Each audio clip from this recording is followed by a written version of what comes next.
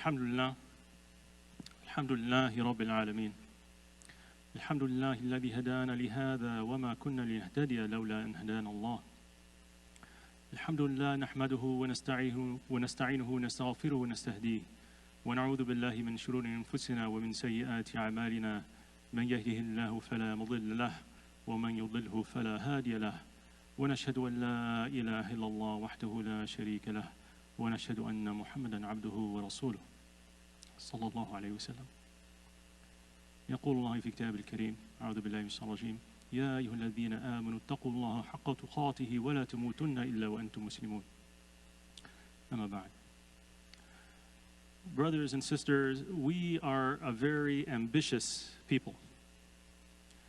Very ambitious. We have many hopes and dreams and many things that we would like to see happen and things that we would like to accomplish and things that we're looking forward to and working towards, spending our time, our effort, our attention, thinking about the future, what we're trying to do, what we would like to have.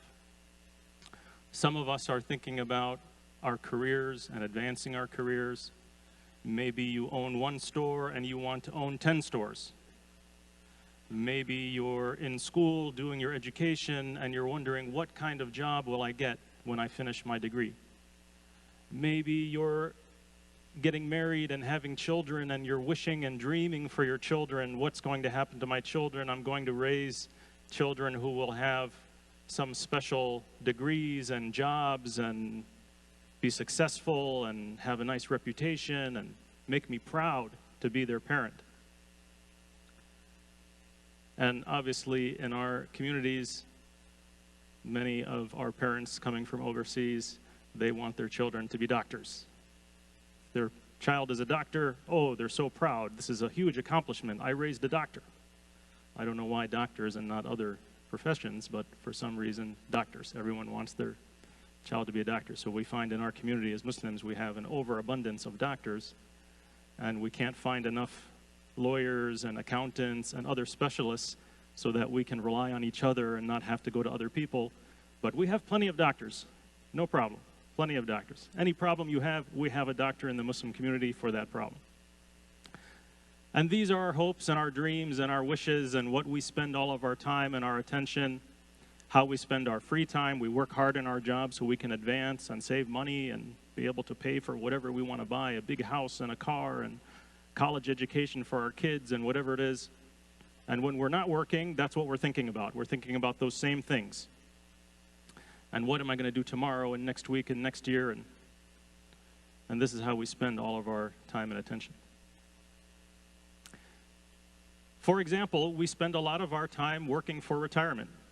Everybody works and they have some of their amount of their money that they put in their retirement account because they think, well, someday when I'm 65 or whenever, Medicare is not going to be enough for me. Social Security, Medicare, I'm going to need some extra income, so I better start saving. And they put money away in their retirement account because someday they're going to be 65 and they need the retirement money. Are we so sure that we will even live to 65? Are we so sure that we'll make it to 65 to retire? But we are saving for it nonetheless. We're still saving money for retirement so that we have some money when we retire.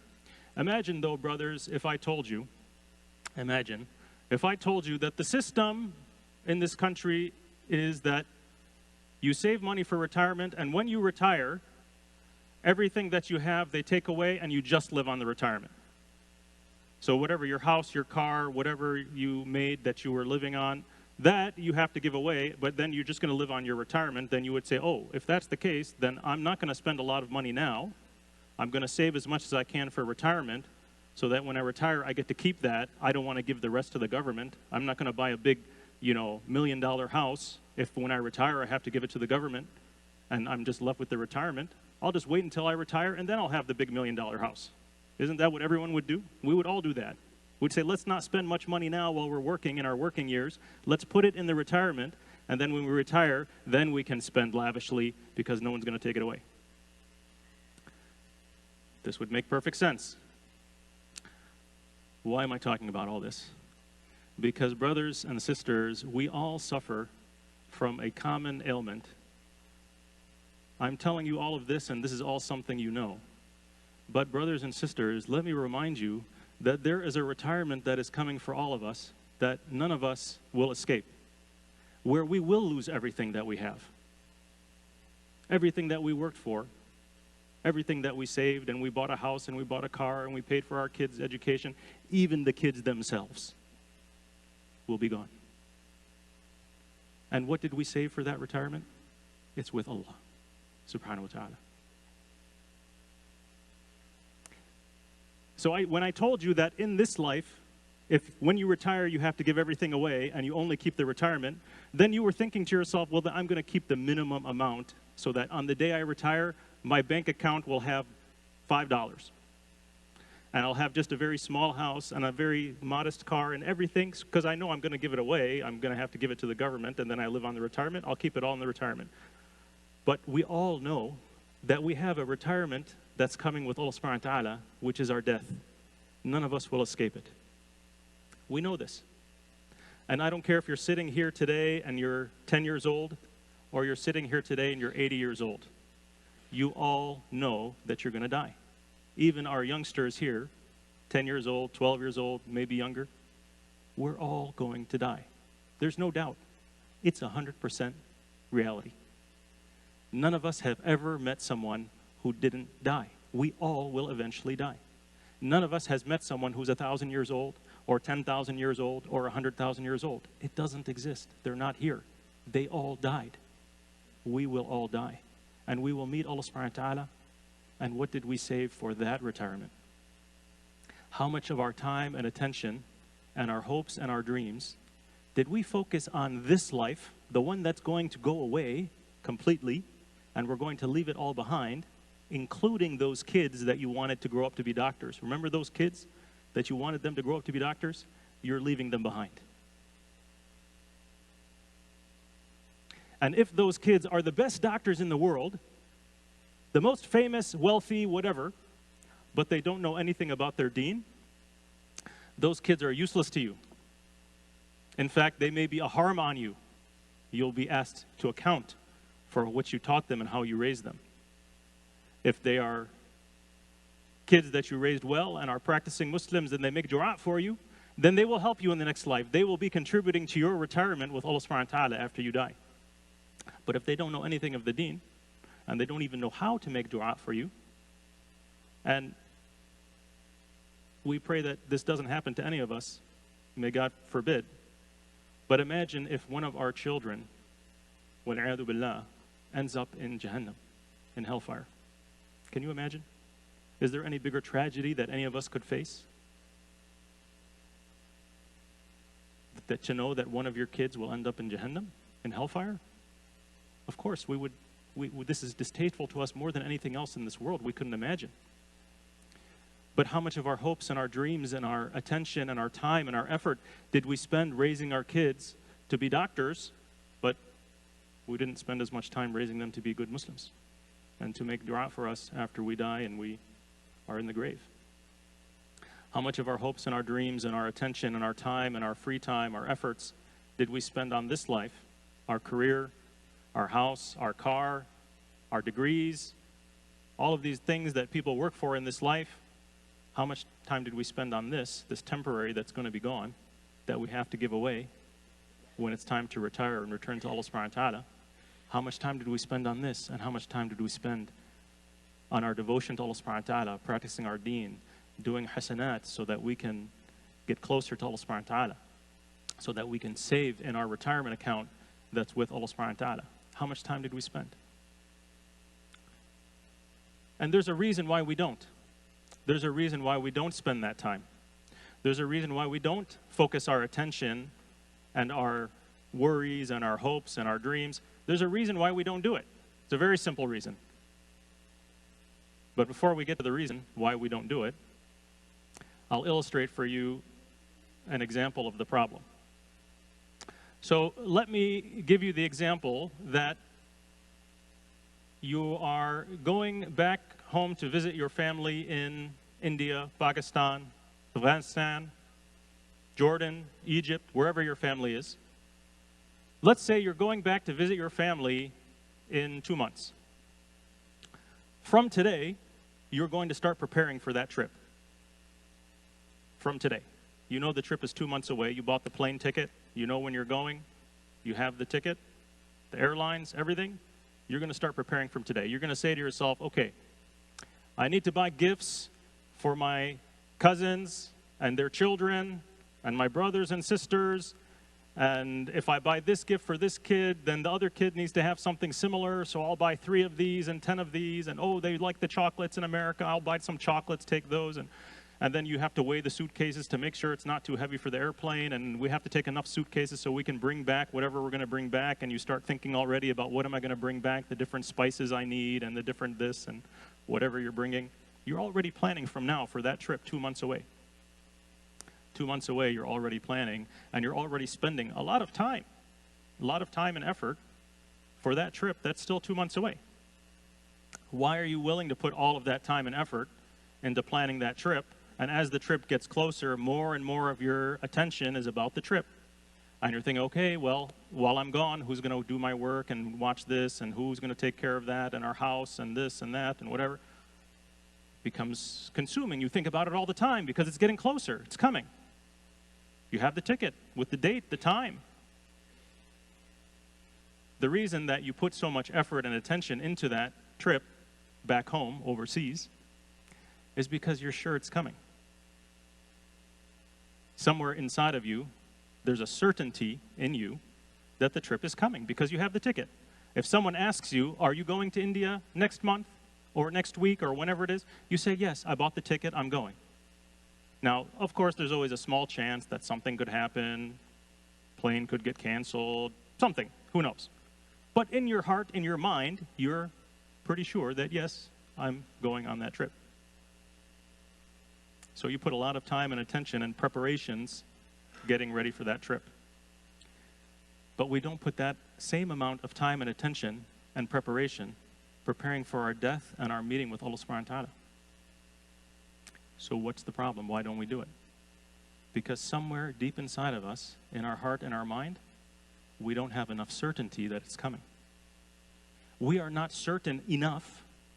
Our iman is not strong enough that it's an obsession in our mind all the time thinking about it because we're sure it's coming.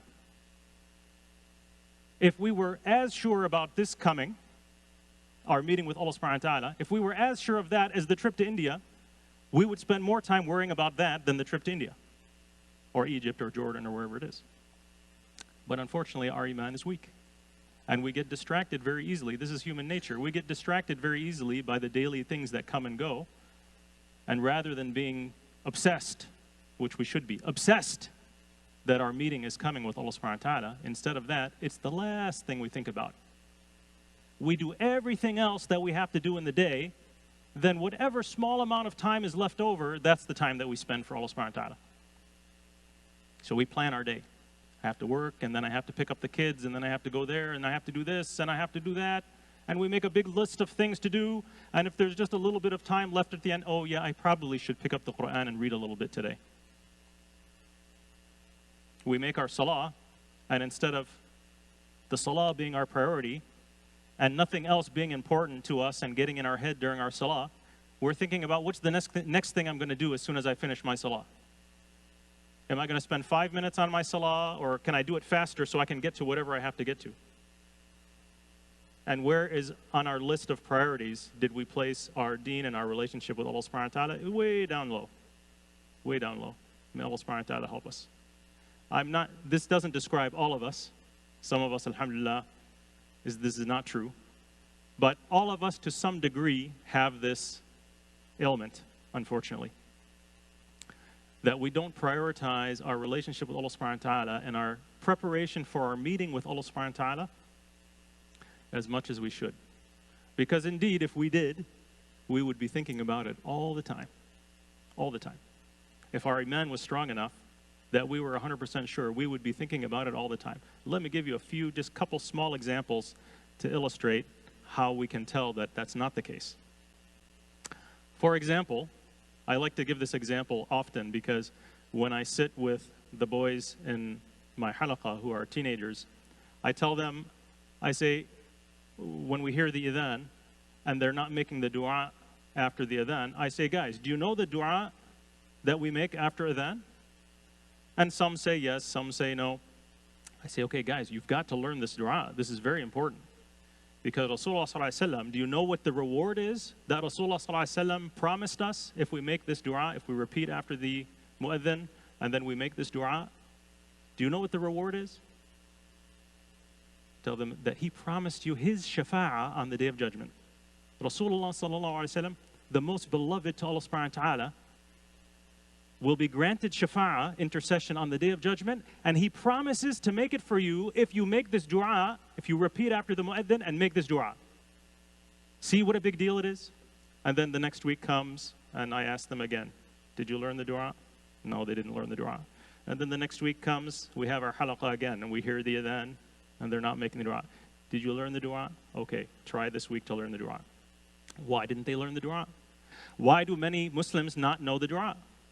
I'm telling you this right now, today, that this is what Rasulullah sallallahu alaihi wasallam promised you, his shafa'ah on the Day of Judgment. Imagine, on the Day of Judgment, when all of humanity is brought back, and Rasulullah sallallahu alaihi wasallam is going to say, that guy over there, he's with me. He's with me. He's going to say to Allah subhanahu wa ta'ala, this one is from my ummah. I love this guy, so he's going to tell Allah subhanahu wa ta'ala, he's with me. What else could you ask for on the Day of Judgment than this from Rasulullah sallallahu alaihi wasallam? That he will make shafa'ah for you with Allah subhanahu wa ta'ala. Is there anything else you could ask for? Anything else in this life that you could want more than that? Anything that you're going to do with the time that you could have spent learning the dua and making the dua? What did you do with that time that was more beneficial to you than learning the dua and making the dua so that Rasulullah sallallahu alaihi wasallam will make shafa'ah for you? Nothing. There's nothing more important than it. So of course, if we understood how important this is and how much we should want this, nothing would stop us from learning the dua and making the dua. And yet we don't do it. So why? Why is someone not doing it? Is it because they don't want the shafa'ah of Rasulullah sallallahu alaihi wasallam on the Day of Judgment? They don't want it. They feel, oh, I don't need it. I'm okay. When I meet Allah subhanahu wa ta'ala, I'm okay on my own. I don't need the shafa'ah of Rasulullah sallallahu alaihi wasallam. Is anyone that confident? If you are, something's wrong.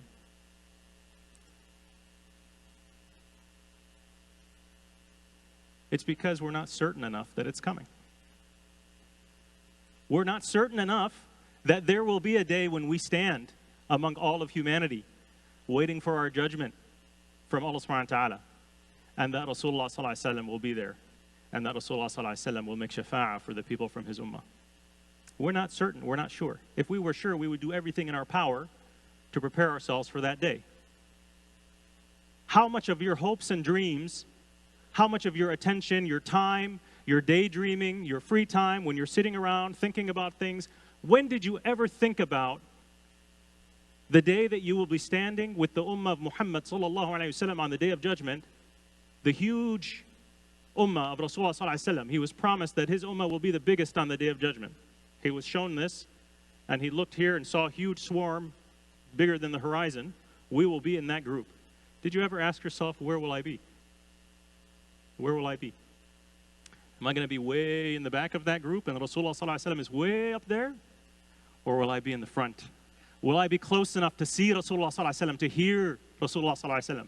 Where will I be in that huge group of Muslims that are resurrected with the ummah of Muhammad sallallahu alaihi wasallam on the Day of Judgment? Did you ever ask yourself? Did you ever ask yourself, when I meet Rasulullah sallallahu alaihi wasallam, inshallah, in Jannah, when I meet Rasulullah sallallahu alaihi wasallam, and I drink from his hand, his blessed hand, what will be the first words I say to Rasulullah sallallahu alaihi wasallam? What will I say to this man that I love more than anything in this world? The first chance, the first impression when I meet him, what will I say to him? Did you ever ask yourself? Did you ever daydream about that? Was it ever your hope or dream to be standing before Rasulullah sallallahu alaihi wasallam, drinking from his hand in Jannah? Did you ever think about it? Or were we distracted by the daily coming and going of this life? Were all of our hopes and dreams about our degrees and our jobs and our income and our house and our car and our children? All of this will be gone. We leave it behind.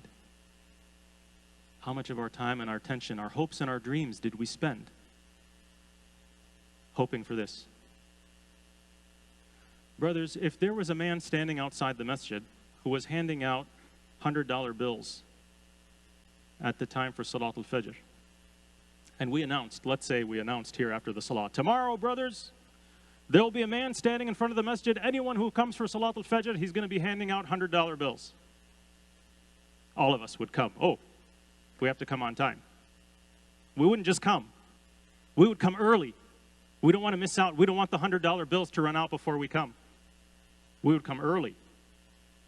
Is there any doubt in your mind that praying Salat al-Fajr in the masjid is worth more than $100 when you return to Allah subhanahu wa ta'ala and He rewards His faithful servants? Do you think Allah subhanahu wa ta'ala is going to reward you less than $100 worth for that Salat al-Fajr that you prayed in the masjid? Or Salat al-Isha? Or Salat al-anything? When Rasulullah sallallahu alaihi wasallam tells you that praying janazah, you get the mountain of Uhud in rewards. And then if you follow to the cemetery, you get another one. Is there anything, any work that you were doing in this world that was going to make you that much money? So, I can't come because I'm working. You know, I have to make money. Well, how much money are you making? You making a mountain of Uhud? How much are you making to distract you from these opportunities? We're all guilty. I'm as guilty as you. I'm more guilty than you. We're all guilty. Why? Because the here and now is in front of us. We have no doubt that when we go to work, they give us a paycheck. We expect it.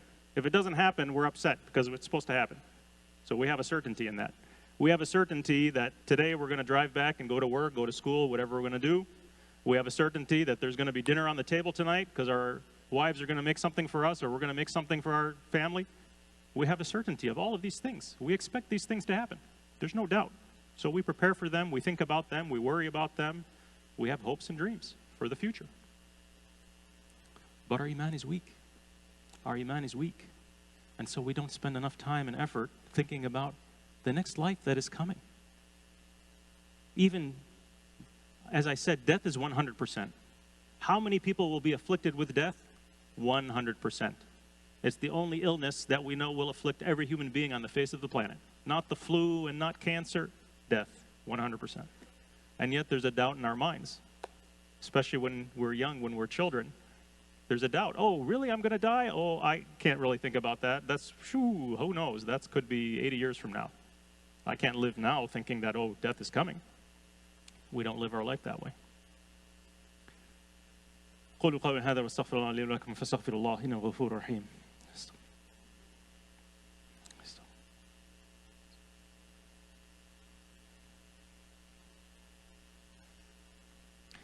الحمد لله رب العالمين والصلاة والسلام على سيدنا محمد وعلى آله وصحبه وسلم.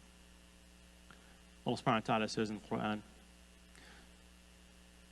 يوم تجد كل نفس ما عملت من خير محضرا وما عملت من سوء تود لو أن بينها وبينه أمدا بعيدا ويحذركم الله نفسه والله رؤوف بالعباد. صدق الله العظيم. Allah subhanahu wa ta'ala tells in the Quran that on that day, every soul will see what it did good and what it did bad, and will wish that it was far away from what it did bad. So imagine on that day when you are seeing all of your deeds, your record of deeds, being judged, stand before Allah subhanahu wa ta'ala. You don't have a lawyer, you don't have counsel, your parents are not with you, your family, it's just you and Allah subhanahu wa ta'ala, and you're being judged by Allah subhanahu wa ta'ala. And imagine when you see the evil deeds that you did. You'll wish, oh, I wish I never even came close to that thing. Why did I do it? وَيُحَذِّرُكُمُ اللَّهُ نَفْسَهُ. And Allah subhanahu wa ta'ala, He warns you of Himself. Fear that meeting with Allah subhanahu wa ta'ala. Prepare yourself for that meeting with Allah subhanahu wa ta'ala. وَاللَّهُ رَؤُوفٌ بِالْعِبَادِ. But Allah subhanahu wa ta'ala is very loving with His servants. Rasulullah sallallahu alayhi wa sallam narrates in a hadith narrated by the Prophet ﷺ where he said that Allah subhanahu wa ta'ala, He loves to meet the one who loves to meet Him, and the one who hates to meet Him, He hates to meet that person. So Aisha radiallahu ta'ala anha, she said to Rasulullah sallallahu alaihi wasallam, she said, but Rasulullah sallallahu alaihi wasallam, which one of us doesn't hate death? We all hate death. And Rasulullah sallallahu alaihi wasallam explained, this is not what I meant. Rasulullah sallallahu alaihi wasallam is not saying the one who looks forward to dying so that he can meet Allah subhanahu wa ta'ala. No, meaning the one who looks forward to meeting Allah subhanahu wa ta'ala because he's looking forward to his reward with Allah subhanahu wa ta'ala. He did whatever he could in his life for Allah subhanahu wa ta'ala to be pleased with him. So he's looking forward to meeting Allah subhanahu wa ta'ala because he feels Allah subhanahu wa ta'ala is going to be pleased with him. And the one who hates to meet Allah subhanahu wa ta'ala because he knows that he didn't do what he was supposed to do. And he knows that Allah subhanahu wa ta'ala is not going to be pleased with him. And that Allah subhanahu wa ta'ala has prepared a punishment for him. Well, then he will hate to meet Allah subhanahu wa ta'ala. And Allah subhanahu wa ta'ala will hate to meet him. Which one of those are we? Which one of those are we? None of us wants to die. It's understood. Even Aisha radiallahu ta'ala anha, she said this. Of course. We're not asking, oh, I want to die today so I can go to Jannah. No. But when the time comes and we are going to die, are we looking forward to our meeting with Allah subhanahu wa ta'ala? Or is there a list of things that we know we weren't supposed to do that we're afraid? Like when you take a test in school. When you take a test in school and you do well, you're looking forward the next day when the grades are handed out. You say, oh, I know I got an A. Maybe I got 95, maybe I got 98. I can't wait to get my result. So you go to school that day with a big smile, and when the teacher's passing out the tests, oh, I'm so happy. Okay. What about the one who didn't do so well on the exam? He knows that he didn't do well. Then he says, Mom, I'm sick today, I can't go to school. He doesn't even want to go to school to get his grade because he knows it's going to be bad. Which one are we? Did we prepare ourselves for that day? Did we think about it? Were we obsessed by it? Did we prepare? Did it cause us to act? Is it in our minds all the time? Are we thinking about it? Is it our hopes and dreams? Are our hopes and dreams with Allah subhanahu wa ta'ala or only in this life? May Allah subhanahu wa ta'ala protect us from that fate. Our time is up, so we'll make salah, but this is a topic that is not one just to think about in passing in Friday khutbah, and then we forget about it until next Friday, or until the next time we come for khutbah and the khatib talks about it. Brothers, this is something that, again, should be on our minds all the time. All the time. And if we find ourselves lacking in this, then we need to develop our iman. We need to increase our certainty that this is coming, improve our iman, in the fact that, yes, we will die and we will meet Allah subhanahu wa ta'ala. We should increase our iman in this so that we can start preparing for it. Because if your iman is weak and you're not sure it's coming, then you have no reason to prepare for it. If your iman is weak and, well, yeah, I think it's coming, but, well, who knows, I have plenty of time. You're not going to prepare. You're not going to work for it. But just like you work for your retirement, because maybe someday you'll make it to 65 and retire, and so you prepare for it now, that retirement is coming for sure 100%. So I pray that Allah subhanahu wa ta'ala helps us to be reminded as much as possible of the fact that we will die and we will meet Allah subhanahu wa ta'ala. And we pray that Allah subhanahu wa ta'ala will make our deeds among those that we will be happy to have recounted to us when we stand in front of Allah subhanahu wa ta'ala, and that He will be pleased with us for our deeds and not angry with us, and that we will be saved from the punishment of Allah subhanahu wa ta'ala.